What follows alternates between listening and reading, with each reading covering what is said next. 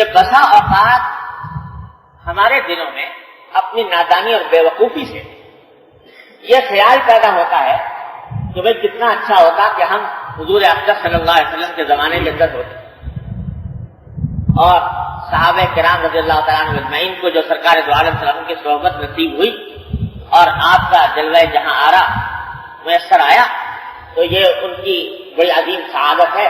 ہم بھی ہوتے تو کیا اچھی بات ہے. اور کبھی کبھی یہ خیال شکوے کی صورت اختیار کر لیتا ہے کہ اللہ تعالیٰ ہمیں اسی وقت پیدا کر دیتے تو ہمارے لیے آسان ہو جاتا. آج 20ویں 21ویں صدی میں ہمارے لیے دین کی تعلیمات پر چلنا دشوار ہو گیا ہے, ماحول خراب ہے اور تو خدا جانے کیا کیا دشواریاں پیدا ہو گئی ہیں.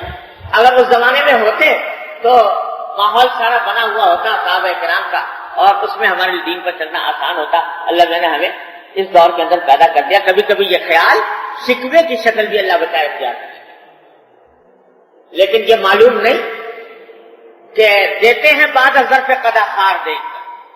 اللہ تبارک و تعالی جس کسی کو کوئی سعادت عطا فرماتے ہیں اس کے ظرف کے مطابق عطا فرماتے ہیں. یہ صحابہ کرام رضی اللہ تعالیٰ عنہ کا ظرف تھا کہ انہوں نے نبی کریم صلی اللہ علیہ وسلم کی صحبت سے استفادہ بھی کیا اور اس صحبت کا حق بھی ادا کیا. وہ زمانہ بے شک بڑی سعادتوں کا زمانہ تھا لیکن ساتھ ساتھ بڑے خطرے کا بھی تھا. آج ہمارے پاس نبی کریم صلی اللہ علیہ وسلم کے جو ارشادات ہیں وہ احادیث کی شکل میں واسطہ در واسطہ ہو کر پہنچے ہیں.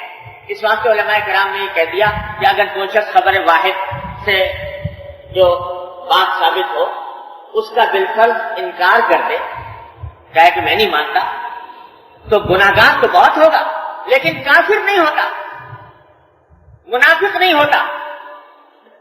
اور اس وقت میں جب کوئی کلمہ نبی کریم صلی اللہ علیہ وسلم کے زبان مبارک سے براہ راست سنا اور اس کا انکار کرتے آدمی تو اس کا انکار کرتے ہی کفر کے اندر داخل ہو جاتا اللہ. اور ایسی ایسی آزمائشیں پیش آئی ہیں حضرات صحابہ کرام رضی اللہ تعالیٰ عنہ کہ جس کا کوئی حد و حساب نہیں. انہیں کا ضرب تھا کہ اس کو جھیل بھی گئے. خدا جانے ہما شما وہاں پر ہوتے, ان کی جگہ اللہ بچائے, تو خدا جانے کس شمار شکار میں ہوتے.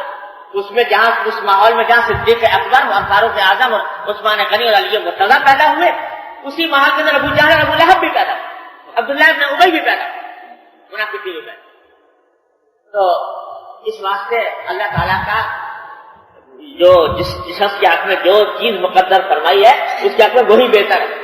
یہ تمنا کرنا کہ ہم اس وقت ہوتے تو یہ کر لیتے, تو یہ تمنا یہ نادانی کی تمنا ہے. یہ اللہ تعالیٰ کی حکمت پر معاذ اللہ اعتراض ہے. اللہ تبارک و تعالیٰ جتنا جس شخص کو دیتے ہیں اس کے ظرف کے مطابق